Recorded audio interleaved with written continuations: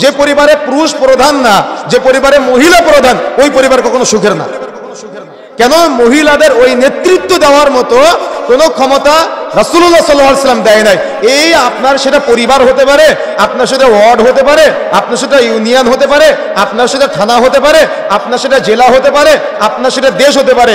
যেখানে মহিলা অর্থাৎ নারী নেতৃত্ব আসে সেটা ধ্বংস, সেটা ধ্বংস, সেটা জাহালতের অতল গহ্বরে নিমজ্জিত হবে। এটাই চূড়ান্ত, এটাই বাস্তবতা। এই জন্য এই সিস্টেম পরিবর্তন করতে হবে। যদি পুরুষ হতে চান, বিবেক সম্পন্ন হতে চান, গায়রতওয়ালা হতে চান, প্রকৃত ইসলামের দিকে ফিরে আসতে হবে। ফিরে আসলে ওই পরিবার হবে পুরুষ প্রধান পরিবার, নারী প্রধান পরিবার কখনো সফল হতে পারে না। মহিলারা সম্মানের, ইজ্জতের, আমি আপনাদের সম্মান কমাই নাই, ইসলাম আপনাকে বিশাল সম্মান দিয়েছে।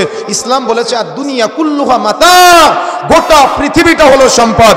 অখায়রু মাতাআই দুনিয়া, তার মধ্যে শ্রেষ্ঠ সম্পদ হলো আল মারআতু আস-সালিহা, সতী এবং সাধবা স্ত্রী।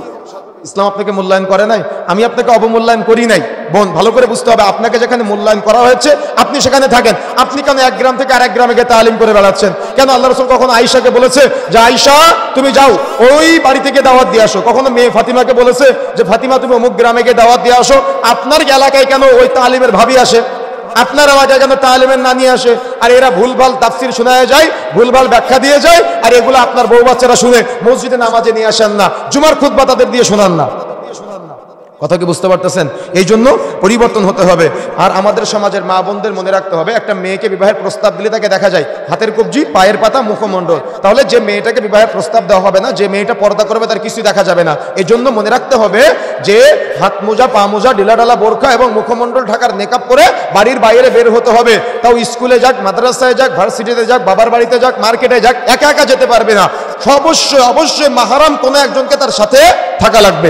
মাহরাম ছাড়া কোনো নারী বাজারে যেতে পারে না, মাহরাম ছাড়া কোনো নারী বাড়ির বাইরে যেতে পারে না, বাবার বাড়িতে যেতে পারে না। অবশ্যই মাহরাম বাধ্যতামূলক, মাহরাম থাকতেই হবে।